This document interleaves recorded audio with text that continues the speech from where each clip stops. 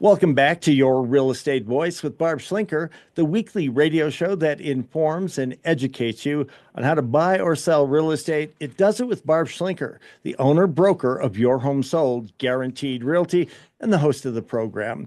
Barb, most sellers think that their home will sell as is with no issues. However, the reality is that many home sales fall apart. So, what are the most common reasons that a home sale falls through, and what can home sellers do about that? Well, Richard, there are many ways a buyer can walk away from a home. It could be they don't like the paint color and they could change their mind. But probably the biggest issue that we see is inspections. So it says in the contract that the home is sold as is, where is, with all its faults. However, it rarely works like that. The buyer will bring in an inspector, they'll go over all the systems, the inspector will judge the home based on their knowledge, which isn't very in-depth many times because in the state of Colorado, there is no license requirement to be an inspector. In fact, it really doesn't exist. The state doesn't regulate it. I could be an inspector and I am not handy with any tools. So I think that it gets to be very interesting. Most of the inspectors will get an online certification. I think only once recently did I have an inspector that I felt was pretty qualified, and he was actually a general contractor. So that guy was licensed to do something, whereas most of them are just kind of handyman that like to do this kind of work. And many times they may not know the systems.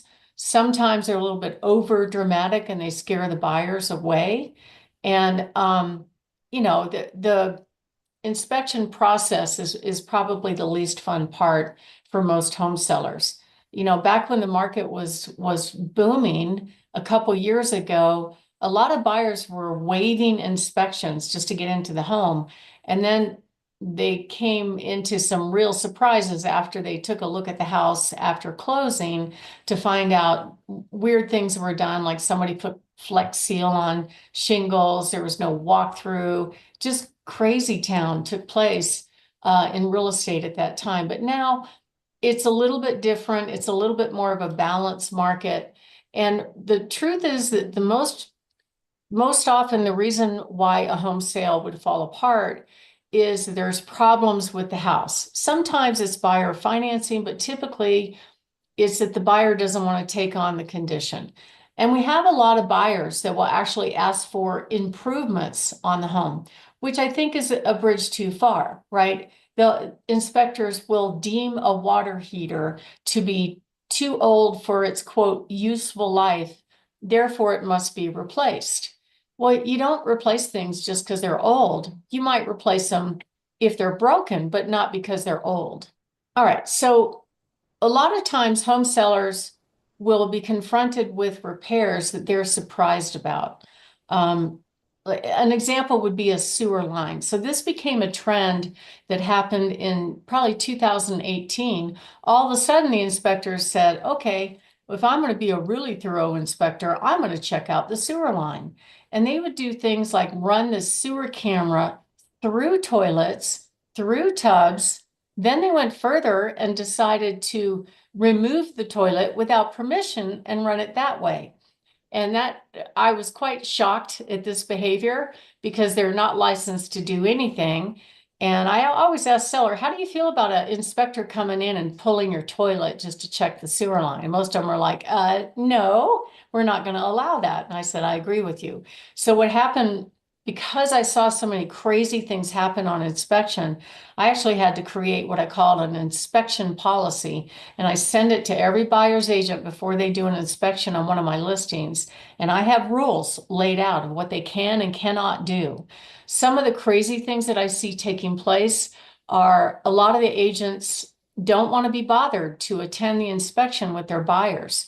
So they'll ask me, well, can't you just give out the code and let the inspector in the house for 3 hours? How would you feel about that, Richard, if that happened to you?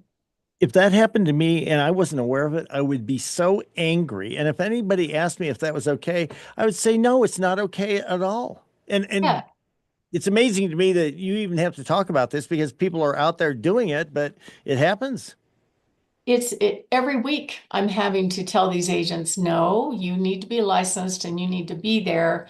And if somebody licensed isn't there, we've got issues, right? So the other thing that they do, which I find really entertaining, is if the seller wants to be home during the inspection, and that would make sense. The seller probably knows the house and the systems better than anybody else, certainly not the inspector and not the buyer and not their agent. But for some reason, they think this is their time to have the house to themselves and talk about the house amongst themselves. And so I've had inspectors and agents ask the sellers to leave their own home during the inspection. And to me, that's a party foul. I won't let them do that. So I have to tell the sellers in advance, if you're going to be there, don't be surprised if you get asked that question and the answer is no. And I prepared one seller for it last year. It was pretty funny because he didn't believe me when I told him. And this was their baby. It was a rental home, but they had taken perfect care of it. Really, really nice property. Looked brand new, even though it was 20 years old. And so he was there for the inspection. And sure enough, the inspector came up to him and said, okay, now we need you to leave. And the seller looked at him and he goes, well, no, this is how it's going to work. You're going to leave and I'm going to stay. So that's the kind of thing that goes on all the time. So I had to basically set up this document for inspections to basically put boundaries around this behavior. And if the seller wants us to be there, if they can't be there, we will represent them because you never know what's going to happen. I've had inspectors tear apart pedestal sinks.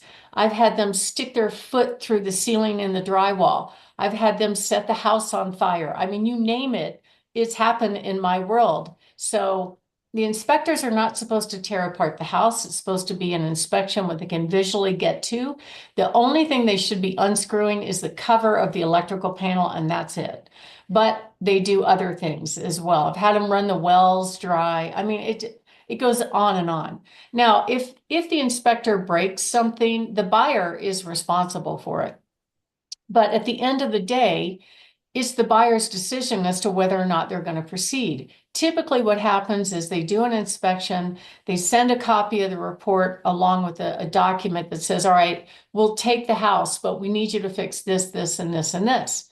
And it's a point of negotiation. The seller could say, yes, I'm going to fix this. No, I'm not going to fix that one. And if the buyer says yes, the contract is moving forward. If not, the deal falls apart right there and the buyer gets their earnest money back.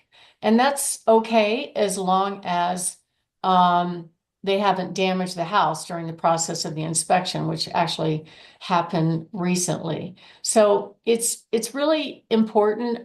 There are some buyers that change their mind just because they decide, okay, this has a little bit of deferred maintenance and I don't want to take this on. And they walk away. And that's totally their choice. That's what the due diligence period is all about. So when you accept an offer, even though it's happy time, it's not over yet. Most homes are not sold as is. And this is the process we have to manage and manage expectations. So you're not surprised when they ask for stuff. I've had some sellers absolutely in tears over the fact that I emailed the report and what the buyer requested, which is called an inspection objection. But if they read the report first, it shows every little flaw in the house, which every house has flaws. And then they think, oh my God, my house is a wreck. I'm like, no, they didn't ask for all that. Just focus on what they did ask for. Most buyers are somewhat reasonable and only ask for broken stuff. And we can help you through that process. My name is Barb Schlinker. I'm the broker owner of Your Home Sold Guaranteed Realty and the host of this show, Your Real Estate Voice. And what we're talking about is how to avoid the biggest red flags in home inspections. And when we come back, we're going to talk about some benefits of offering what we call a certified pre-owned home. Richard? You're listening to Your Real Estate Voice with Barb Schlinker of Your Home Sold Guaranteed Realty. You can listen to the replays of the show anytime on all of the major podcast platforms, plus Barb's YouTube channel, Barb Schlinker. And if you're thinking of making a move, call Barb at 719-301-3900. Barb, what are the benefits of a certified pre-owned home program? Well, not every seller picks this, but it's not a bad idea to actually pre-inspect and pre-certify your home. You know, the builders do this and they're very good at this. And we're going to talk about the builders in the next segment. They offer warranties on their home. They basically have a bumper to bumper warranty for the first year while you own a brand new house. But that's not the case for an existing or resale home.